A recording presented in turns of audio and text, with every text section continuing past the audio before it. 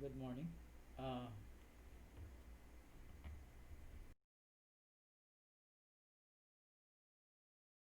going to discuss bone tissue. Uh, Bone is a very important structure in the body because it serves as our body framework. Uh, it supports our body in upright position. Uh, it uh, it protects also our internal organs. That's the basic physiology of bone. Uh, Tissue of the skeletal system. Now, bone is a dynamic tissue. As a tissue of the skeletal system, it is very dynamic. It is constantly changing or remodeling every day, whether we have injury or no injury at all. The remodeling process of the bone is triggered by the weight bearing activity that we do every day. So, if we are doing it heavy activity, then the bones remodel into become stronger to compensate for the load that is applied to it.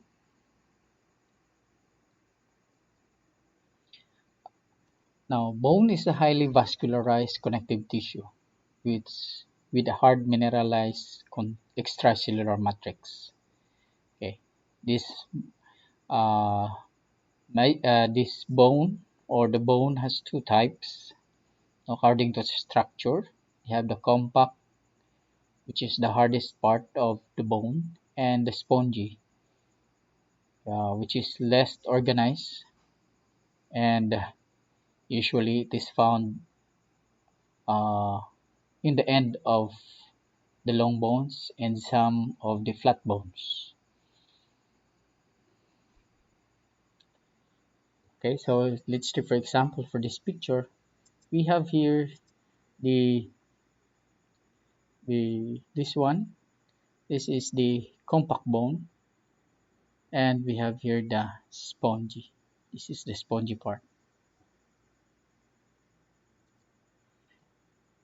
Okay, now um, compact bone is very important in providing protection and support.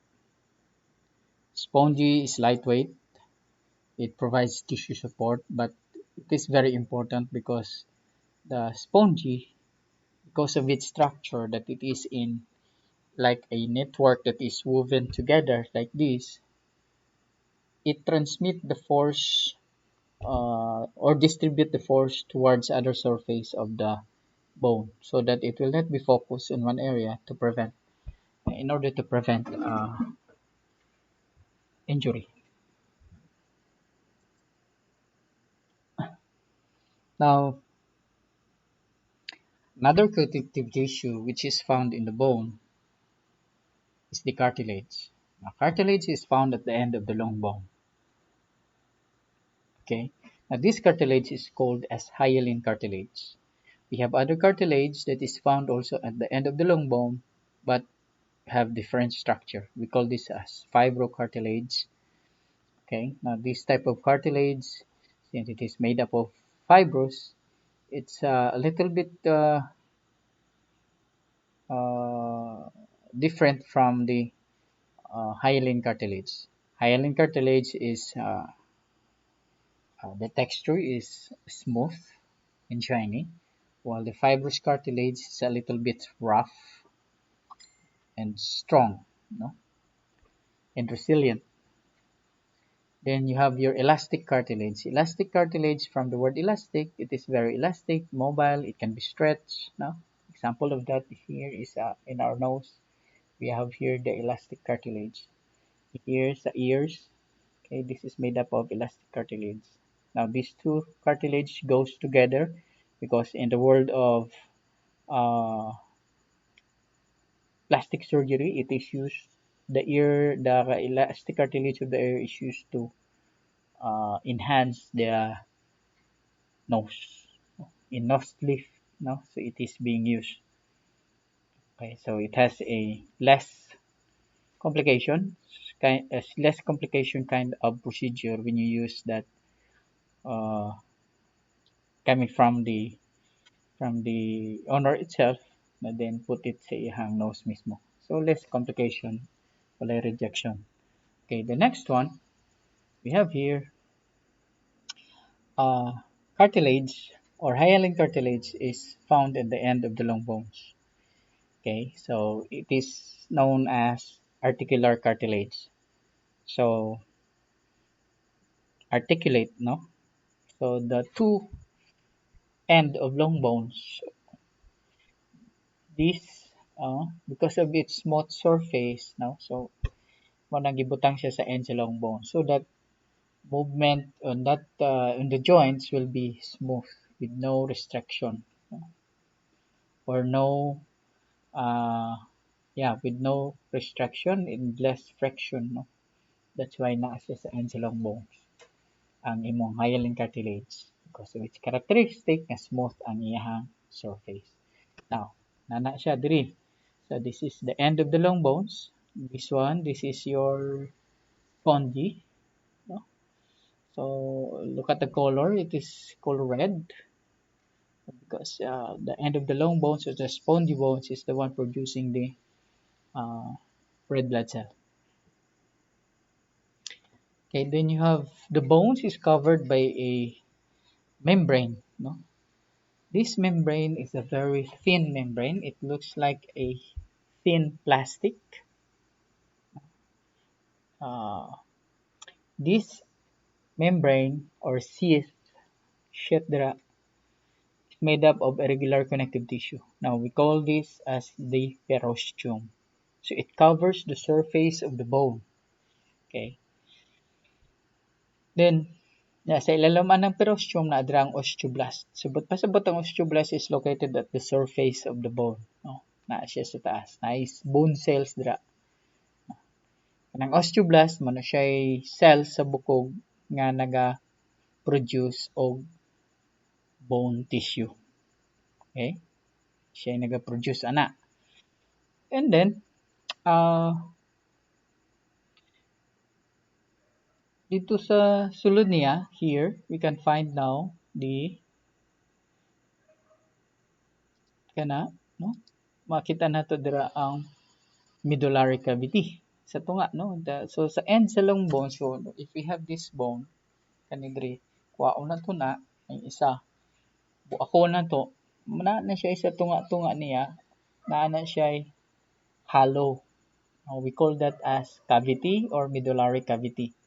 Diba? As we have all known nga ang mga structure or sa atong gawas nga na opening or hollow opening inside, we call those are cavity. So kana siya medullary cavity, no? Naas tunga.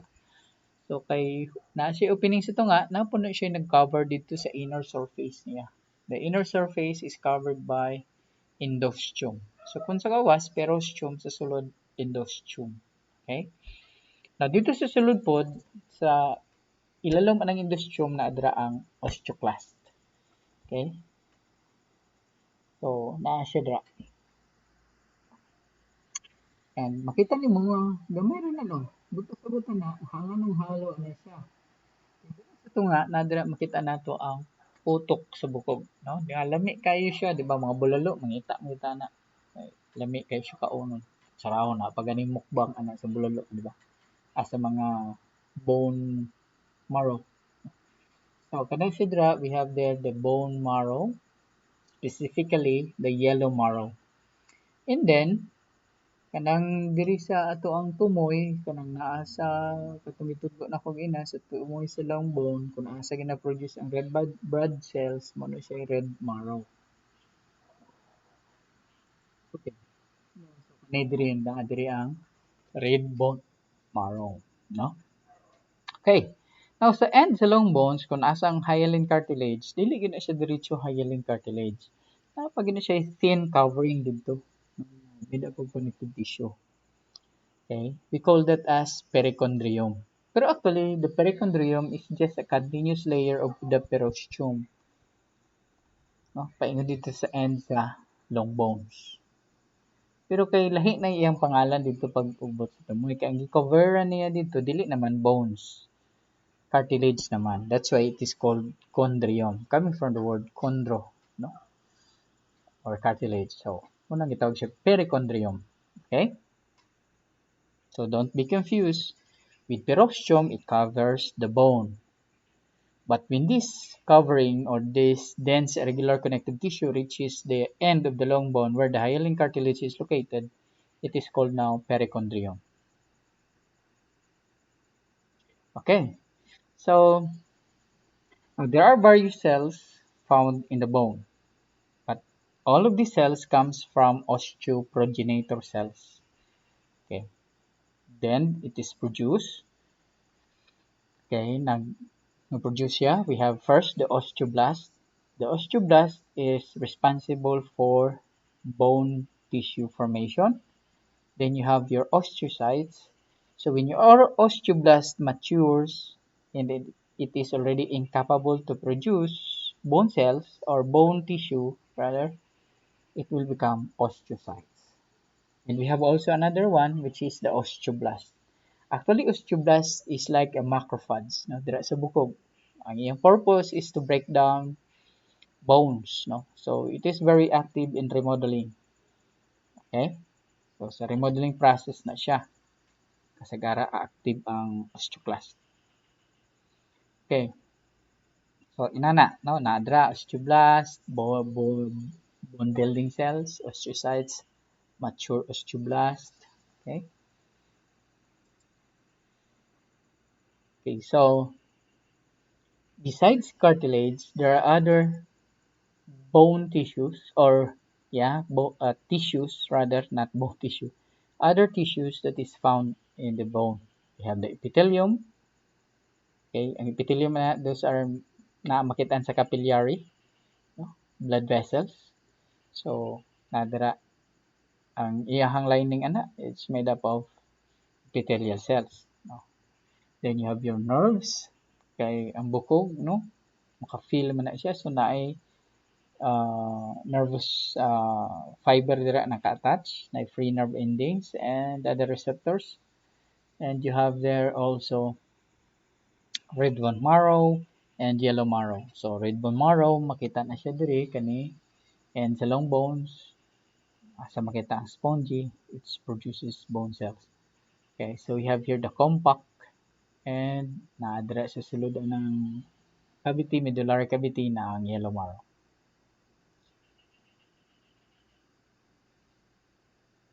So the bone is composed of, or it is made up of 25% water, 25% organic proteins, 50% mineral. So these minerals are made up of salts, no?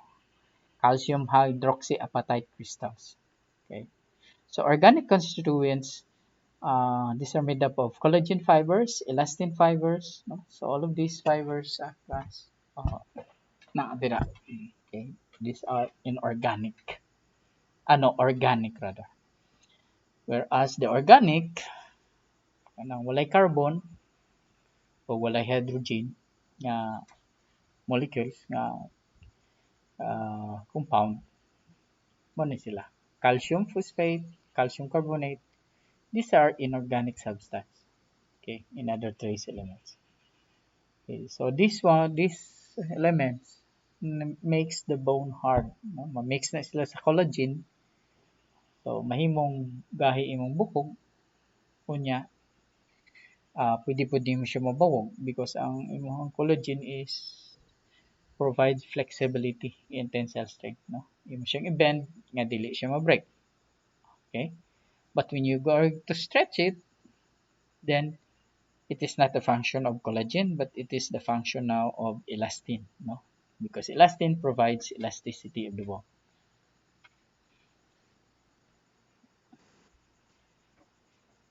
And you have the humerus in the arm, okay, bone structure. So bones is classified according to shape.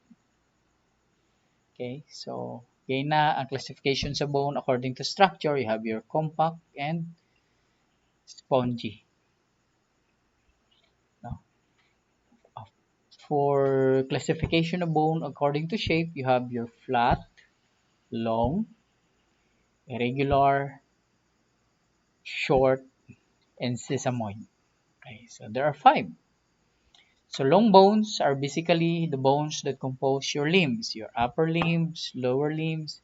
So even your phalanges is considered as part of the limb. So therefore, this is long bone because na siya shaft o na siya diaphysis, no?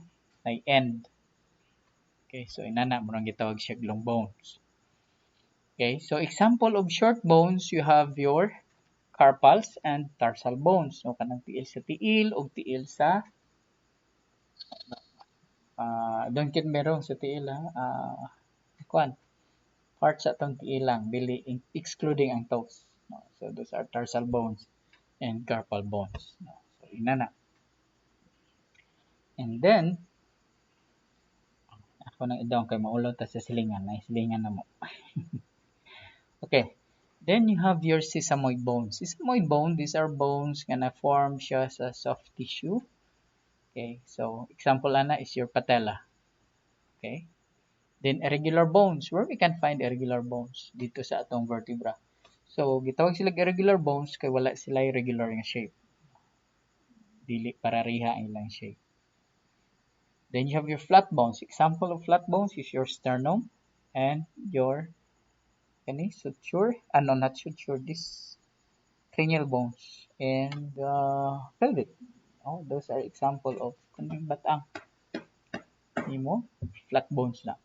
Basically, flat bones is made up of spongy bones. No? Daghan sig spongy, then may pisra kaayo ang cancellous. No, cancellous. Ang compact bone. So, basically, ang atohang red bone marrow, daghan na siya dira sa mga flat bones. So, So, this is the part of the long bones. So, you have here the epiphysis. Now, the epiphysis sa long bones na duha ka epiphysis o isa ka diaphysis. Ang epiphysis mo na siyang end sa long bones, proximal end and distal end. Okay. So kaning proximal end, that is the part of the long bones nga near the body. Okay. Let's take for example in ani humerus. So kaning siya this the humeral head. This is the proximal. This is the distal. Okay, then you have your diaphysis or this one, that is the shaft. No? Then here, you can find metaphysis. Kaning metaphysis, na siya important kay nga factors. Metaphysis is responsible for or where we can find the growth plate of the long bones. When you say growth plate, it is the place where the bones is being developed or developed to make it long. No? So, inana siya. So, pasabot, ang pag-increase sa length sa imong bukog, both ends siya nagatubo. No? Wala siya nagatubo from the middle because the growth plate is found in the epiphysis, which is found at the end of the long bone along the metaphysis area.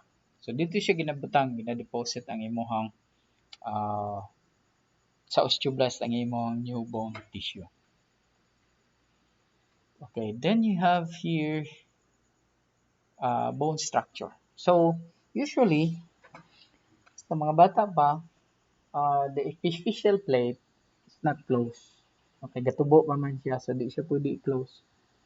Okay, kung i-close na, dili na siya ka-produce o bagong bone tissue. Therefore, dili na ka magtubo.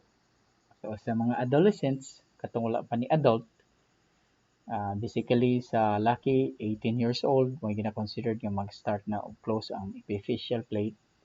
Sa babae it's around 21. Those are only average. So makita natin na siya sa end sa long bones. If there is an x-ray, then we can see this gap. Actually, in actual, wala na siya, no? Sa tinuod, hindi na nimo makita. But sa x-ray makita nimo. Which means to say, nga kanin siya drink gap, soft kaayo pa ang bukog. Dili pa siya kaayo dense. Dili siya dense, dili siya thick. Dili siya baga. So therefore, kung maigo siya sa ionizing radiation, dili pa siya mo-absorb.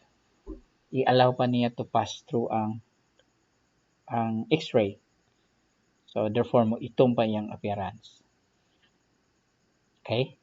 That is for adolescents, but in adults this is already close. So sayon rin kayo pag-distinguish sa X-ray kung ang tag-iya is adult or a teenager because of the presence of this, no? But also be careful because sometimes mahuna-una na to nga basi fracture na, no.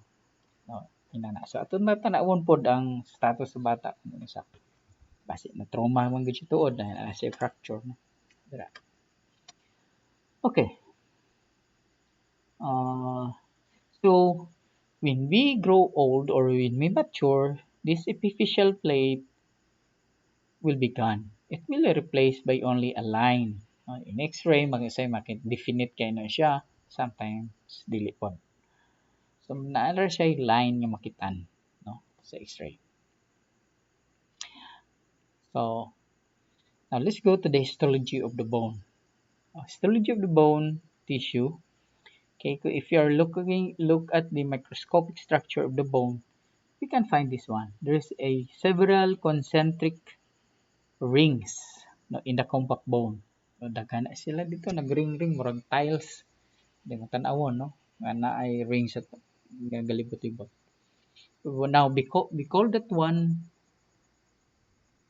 na kani isa ka group of rings.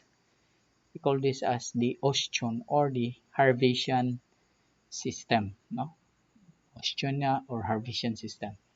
Ang Harvesian system, nana siya ito nga, nana siya blood vessels ito nga, then made up of several layers of the lamellae, no? Or several layers of concentric rings or lamellae. So, inana na siya. Okay? And then, we can also find so you have your inner circumferential lamellae and outer. No? This is the outer, then this is the inner one. Okay?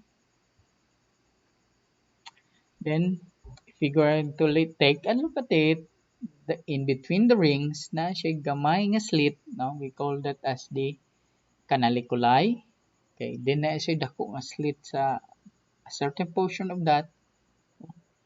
Siya dako a portion which we call lacuna. Now, lacuna class is a space where the matured osteocyte is trapped.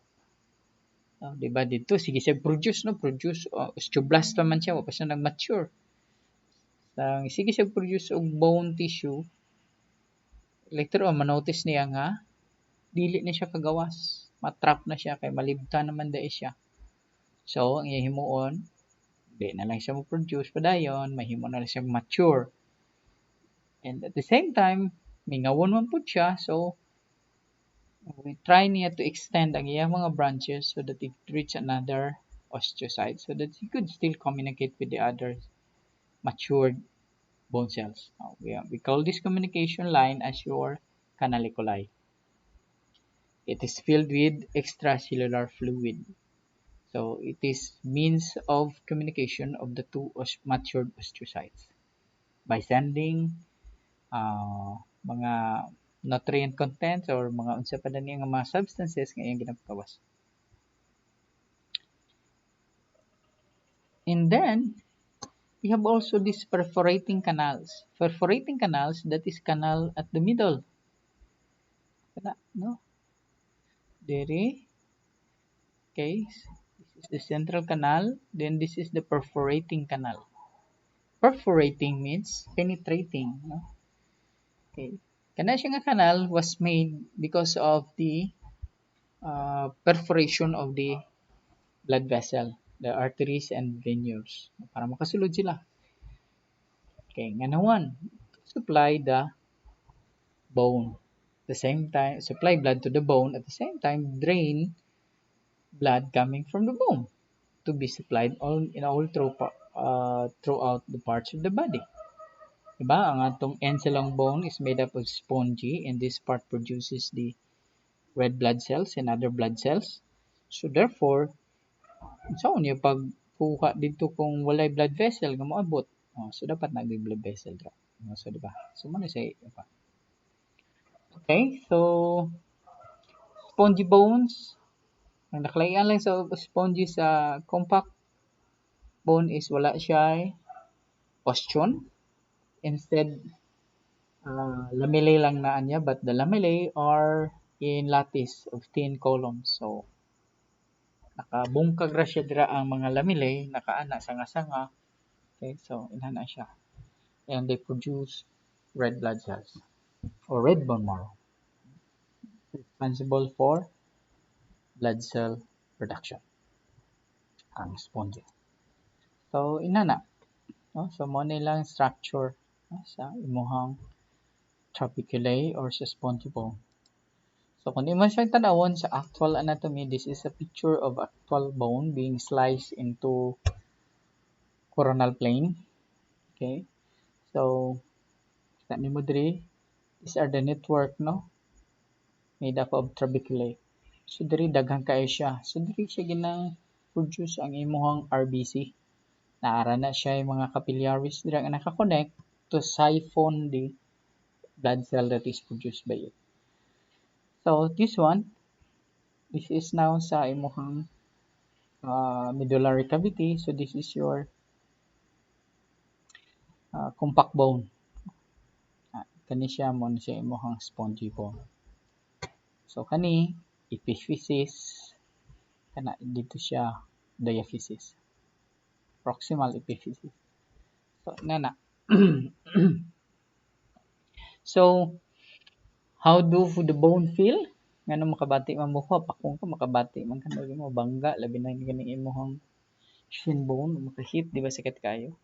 Because your periosteum is rich in sensory nerves or not na. Now, bone is formed by means of ossification. So, that is the process of new bone formation.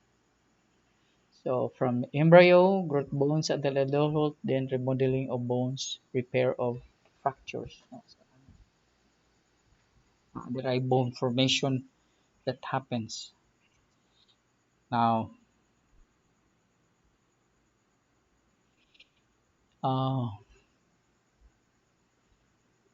bone formation or osteogenesis happens in two methods. One is the intramembranous ossification and endochondral ossification. So when you say intramembranous, it comes from a membrane, a soft tissue. From the soft tissue, an osteoblast becomes active and deposits bone in the tissue, and later on it becomes hardened. So pinaka-common yun nga bone nga na-form by means of intramembranous, nga dali ra gyud nato siya ma-identify, is your sesamoid bone, especially the patella. So patella forms from the tendons of the quadriceps muscles.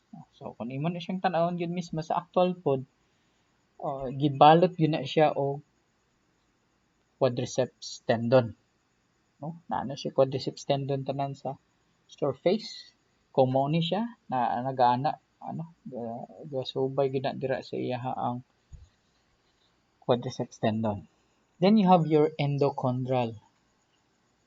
Chondral comes from the word cartilage, di ba? Sabot kasabot, ang bukog na form gikan siya sa cartilage, wherein majority of the bone sa atong body originates or was formed by means of endochondral ossification, especially the compact and the spongy. So, inana siya, no?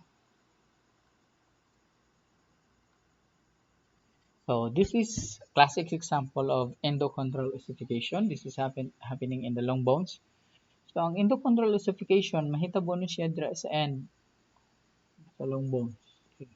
So, mag-deposit na siya until such time magkataas. Kaya naamam dirang epiphyseal plate, di ba, both ends. So, dira magbutang ang osteoblast sa new bone tissue sa taas. So, dili siya sa tunga gikan nga mag-ossify, di murag nagsumpay-sumpay siya sa tunga para mataas. No, dili. Dito siya sa tungay mo pa. So, it's like a stacking of blocks, no? Di ba? If you have a block, di butangan nimo another, butangan nimo siya sa taas, dili ka pwede nga diri ka mo insert sa ilalong or sa middle because there's no space for you there. The only space where you can put something is at the top. Maungya po na siya sa bone. But since na siya duha ka ends, so the bone forms on both ends until nga magsa taas na siya. So ina na siya ang endochondral ossification. So ina na, let's siya na siya isugod diri, di ba? This is the diaphysis, this is the epiphysis. Kung asa mo form ang imuhang bago nga mga bukog. So much for that. Let's go to, so this is now the appearance of the bone during ossification. So here, this is the end. Mana yung hyaline cartilage. This is your epiphyseal plate. So this is the one forming your new bone tissue. So diri mag-deposit ang osteoblast dira, no? Until such time nga daghan mo, so magkasibog ni siya ang imuhang growth plate, no? Kaning pang portion baka mag-move na siya pasaka. So inana. So usually ossification contributing to bone length is usually complete by 18 to 21 years of age. So usually sa lalaki 18, sa babae 21. So mo-close na ni siya, no? Mawala ning gap. Supay na lang gid siya. So pag x-ray wala, bisan kani mawala na siya dira kanang ang gap, mawala, masupay. Okay? So inana siya. So fracture and repair. So fracture, which is the most common injury in bones, fracture. Okay. So fracture can be classified into partial or complete, close or simple, open, close or open, green stick, impacted, comminuted, spiral, transverse displaced. So these are classification of your fracture. When you see partial, it's only there's a crack, but there's no complete disruption of the continuity of the bone. Kung sabi sa pa wala gid siya na utod, naputol. Okay? Nag-crack lang. Ang complete is the bone is totally broken and there's a discontinuity of the bone.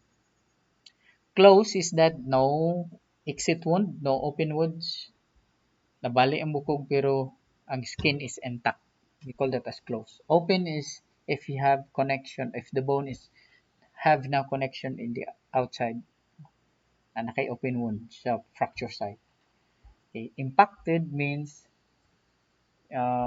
nadasok ang duha ka bukog, no? Kana bitaw, let's take for example, nag-ambak ka pataas, sa gikan sa taas, then paubos. Paabot mo nadasok ka, ni mububo imong tiil kay di ay na kung gamao ning si katamoy nag-ana sila, no? Nagsulod. So inana gipugos ba, no? Comminuted means daghang parts sa imong na fracture niya. Spiral means ang pagka-fracture niya is nag-slant, no? Nagtuyok sa bukog. We call that as spiral. Transverse is ana ang pagka-cut yun straight, no? Bali gid siya nga cut. Wala na siya under pa. Displaced fracture is if you have a fracture then kumao ni siya nabali, imong isa ka end na ana siya, no? Wala siya nagtunong, we consider that as displaced fracture. Pero kung ana siya, placed ra man gyapon because they are naa siya putol gyapon pero duol man. Align man siya. Pero mag-ana, displaced na. Okay? So this is an example of fracture. This is the appearance in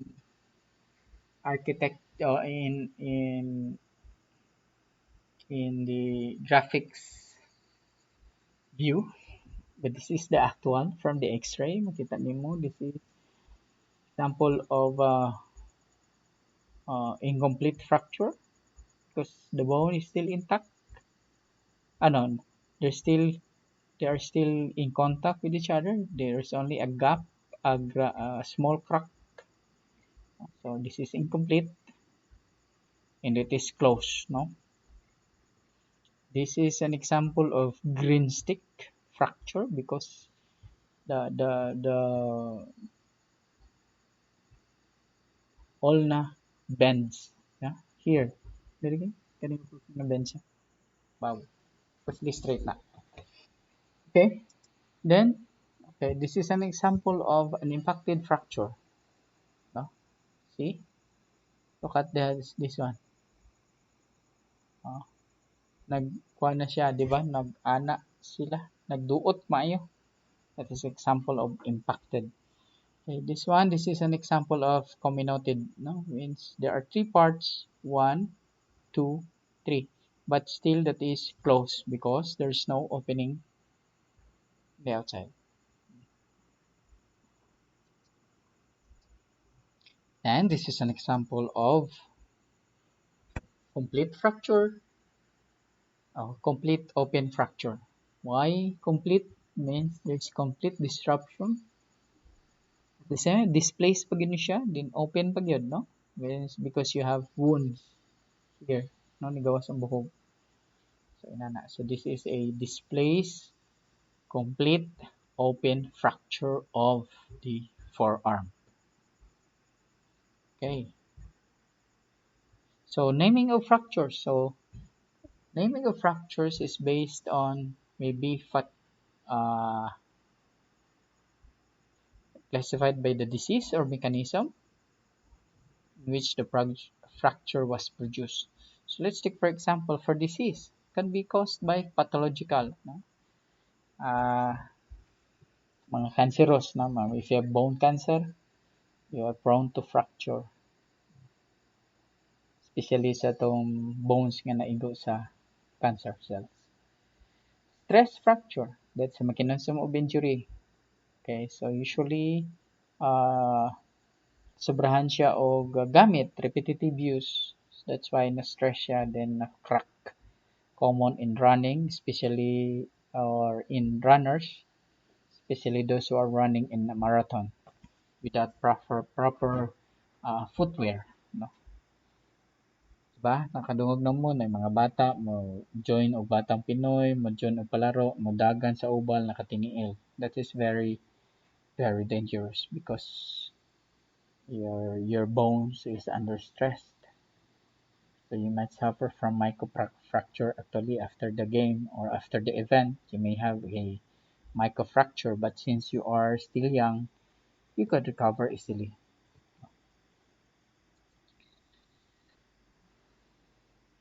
Or sometimes, common pattern of injury. How does it manifest or yeah, in X-ray? So let's take for example this one. A fracture of the radius. So this is known as collis, no? Na fracture ana siya. Pero ang appearance yun ana niya actually displaced na siya posteriorly ang imong fracture area din kani siya na ang radius na asa sa ubos. So kung imong tan-awon sa kamot murag nag-ana ano ana side view kani taas ni siya, no? Kani siya na taas nin kani siya na ubos. So murag nagal tan-awon nimo murag pork, no? Murag tinidor na utensil. Amo na yung forma. Okay? So fracture repair. So usually repair of fracture starts from injury to 8 hours. No, nag-start na siya repair tra. Okay. So in the first stage is which is hematoma formation. Hematoma formation is part of healing process. No. Okay, without bleeding, dili na siya mo repair ang fracture. Why? Because dili mo adto dito ang mga important substances that is needed for repair dito sa fracture site. So, mga 6 to 8 hours, you will have hematoma. Diba, pagkabali na, labi na kung close, mo hinahinirang nagburot. Of course, there are some complications that will happen during that time.